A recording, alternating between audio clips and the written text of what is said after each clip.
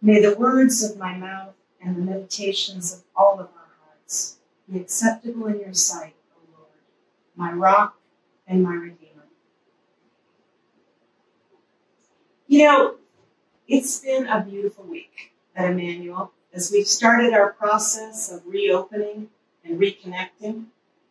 It's been seasonably hot as it is today here in Emmanuel Church Chapel at 29 Mary Street. And I hope that the fan I have going won't be too loud. But, you know, we've had this nice big blue sky, bright sky, and we've gathered out under the shade tree that is near the children's sandbox and the gardens. We carried the nice big wooden chairs from around the table in the office out there so we have a comfortable place to sit. And we've gathered in small groups of 3 or 4 people to reconnect with each other and to share our stories of our time in this COVID time. After we spent some time together telling stories and reconnecting, we spent a few minutes together inside the church, reconnecting also there with our beloved worship space. While we were in the church, I remember noticing how the nave held the light that came in from those high, clear-story windows up on the sides of the nave. And the light glances down, and the salmony red carpet just seems to catch that light and cool it and bathe the whole nave in that warm glow. It looked beautiful. We can schedule some more small group meetings over the next few weeks if people have an interest in getting together to reconnect. What's your story of your COVID time? How are our stories alike? What experiences or feelings have you had during these times when we've been separated? How have those feelings and experiences changed us? How will we tell our new story as Emmanuel Church when we get back together? Our stories connect us to each other, to our past, and to the future. Jerry and I have spent these last months building, planting, and growing a garden. First, to be honest, Jerry mostly. First, Jerry built the raised beds, 4 of them, 4 by 8 feet each. Then we made about 10 trips to Home Depot with both cars, carrying 10 bags of dirt back each time. This was garden soil, good garden soil. And it was heavy, so we were a little worried about how much weight we were carrying. And so we would call ahead and order the soil so that it would be outside and we wouldn't have to go inside the store before people were going inside stores. Then, after we noticed that there was a large family of rabbits living in our yard, we built a fence. Again, well, Jerry mostly built the fence. He built a 4-foot chicken wire fence with a gate so that we could go in and out to protect our growing green things from this voracious, increasingly populous family of rabbits.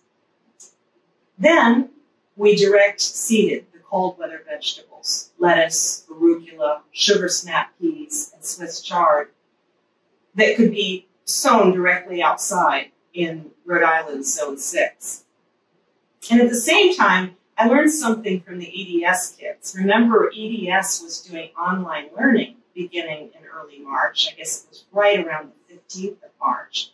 We went to EDS online, and so with the Zoom account, I had morning meeting every morning, and we'd all come together here, and the children would show me what they were doing and show the teachers what they were doing. And a lot of them were sprouting seeds in the window. And I learned from the kids, or from their parents maybe, that you could use those lettuce boxes that you get at the store, the things you buy your mixed greens in, those, about this big, about this long, with the lids that come up. And you can put those little keep trays that you put seedlings in that look like an old, kind of the size of an old ice cube tray. And you put those inside, and you can fit about 2 side by side, or 1.5 anyway. And you sow your seeds in the little peat tray, and then you water them and close the lid, and you can stack them one on top of each other. And that's what we did. We stacked them up in the kitchen window. And then the light comes in, and as I remember from grade school, the light rays bend and they can't get out, which warms up the interior of the little terrariums, and then it makes rain that keeps the soil moist. So it's a lovely way to sprout seeds, and I learned that from the kids. So we planted in those boxes parsley, thyme, mint, basil, green beans, zucchini, summer squash, cucumbers, and so many tomatoes. We planted, oh my goodness, Cherokee purple, black crim, and Better Boy, and Mr. Stripey, and Early Girl, all in these little peat seedling trays. And we put the seedling trays inside the salad boxes and stacked them in the kitchen window, and there they sat. And so over COVID time, our seedlings grew, like the seeds in the parable of the sower that we heard from Matthew's Gospel this morning. We transplanted them into the garden in June, and most of them then burst forth in blossoms and started to bear fruit. The lettuce grew in these big green loose ruffles, and the sugar snap peas came faster than we could pick them. That's because the seeds fell on good soil and brought forth fruit. And lettuce and tomatoes and Swiss chard, some 100-fold, some 60, and some 30. Let anyone with ears listen. And here's the good news. The fence held. Score 1 for Mr. McGregor. And don't worry about Peter Rabbit and his many brothers and sisters. They had plenty to eat from all of the things that grow outside the fenced-in garden. And let me just tell you, they love daylilies and hosta. So, what do we hear when we listen to the parable of the sower? We know the parable, right? The sower sows seed extravagantly, casting it everywhere.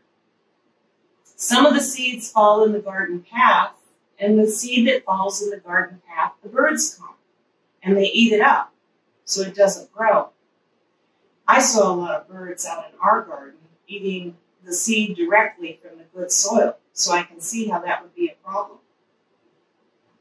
Other seeds fall on rocky ground where they didn't have much soil. They sprouted quickly, but when the sun rose, they withered and died because they didn't have the roots tapped in to sustain them with water and nutrients. And I can see how that could happen too. Our soil was very rocky and hard from the tree, this maybe 100-year-old tree that was there, and the stump that's still hard in the ground. That's why we had to add good soil there. Other seeds that the sower sowed fell among thorns. I don't know, maybe a weedy area, an untended part of the garden. I've noticed we have an unusual weed that I've never seen before. It grows on a long stalk and sends out pointy, spear-shaped leaves at different levels, kind of in tiers. And those pointy leaves have a little red-tinged V in each one. If anybody knows what that is and how to make it get out of my pepper garden, let me know. Other seeds fell on good soil and brought forth fruit, some 100-fold, some 60, and some 30. What makes the seeds that fall on good soil thrive and bring forth fruit in such prodigious quantities?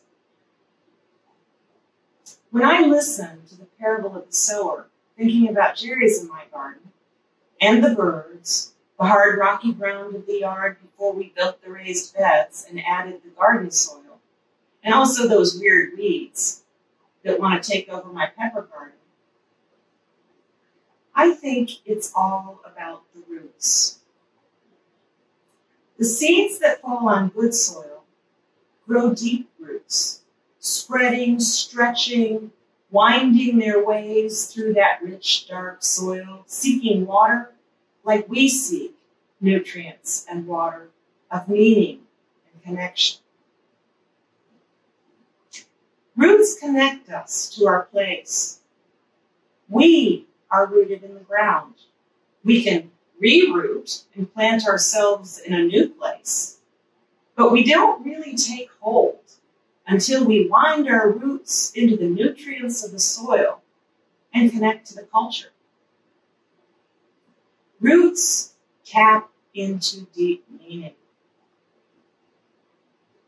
As poet Gregory Orr points out, life can't be lived without meaning. Each of us has emotional and spiritual requirements that make us human. And our meaning, the spiritual food that feeds us, comes from our roots in the community, from our connections to God through each other. None of that meaning even exists without the context of the story of our culture and our society. That's the nutritious soil for our roots that feeds us into thriving, so that we produce fruit, some 100-fold, some 60, and some 30, as Matthew's Gospel says. And we seek meaning and connection through our rootedness in the good soil of our community. It's through our relationships that our story is formed. We draw the meaning that we need to thrive and flourish from these necessary connections. What's your story of your COVID time? How are our stories alike? What experiences or feelings have we had in our separation? How have those experiences or feelings changed us? How will we tell our new story together as Emmanuel Church when we come back together in person? As our roots go deep, spread out, intertwine, and bind us together and to God. Amen.